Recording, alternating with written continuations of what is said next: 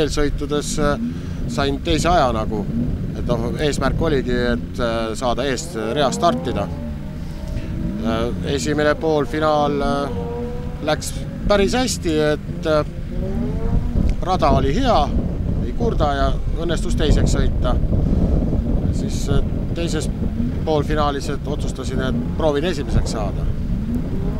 Ja tuli välja ja finaalis oli kindel eesmärk võita. Ja sain stardis hästi ära koha pealt ja läksin ette ja nii ma ette jäingi. Korraldajad mulle meeldib, et kuidas nad täna nii kiiresti tegutsevad, et korraldajatel väga suur kiitus, et hästi tehtud. Kvalifikatsioon õnnestus hästi, et suutsin teha esimese aja või teise. Et oli väga hea sõit ja hommikul oli väga hea rada ka ja sai pidama auto ilusti. Esimene poolfinaal õnnestus ka hästi. Stardis oli natukene ära saamisega probleeme, aga teine sõit siis otsustasin, et lähen jokkeri taktikale kohe.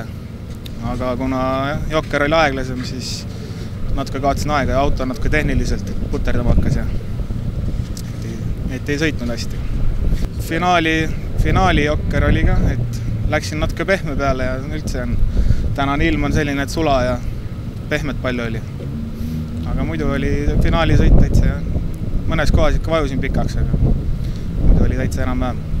Esimene voor oli siis pidamine oli rajal hästi hea ja kohati oli kohevat lund oli peal, et selle 1,2 liitrise originaal Fiestaga põhimõtteliselt siis sõit oli väga lihtne, et gaas oli ainult põhjas ja keera rooli, et enne kurvi korra pidurda ja jälle gaas peal, et ei jaksanud nii hästi edasi minna, et jällegi sõit oli lihtne ja sealt tuli esimene aeg. Teine voor oli siis see, et rada läks kiiremaks kohati isegi, et see kohev kadus sealt pealt ära, sõideti nagu laiali ja Tiits oli ikkagi kiirem, et seal oli 0,2 või mis meil oli seal päris äge, et ei ole vähemalt igav päeval, et saab nagu seda võistlusadrenaliini ja et kolmandasse vooru oli kohe hea minna kohe, et pidid võitma niimoodi, et nüüd tuleb kõik anda endast. Et seal oligi, ma mõtlesin ise, et piirdekurvis seal vasak lauge, et seal sai päris hästi sisekurvi soonde võtta ja sealt nagu kogu aeg peal hoida ja auto hoidis kogu aeg soones ja jah, et päris äge rada on küll, et rada on kiire ja mõnus on sõita kohe. Ja kolmandas voorus oligi, et läksin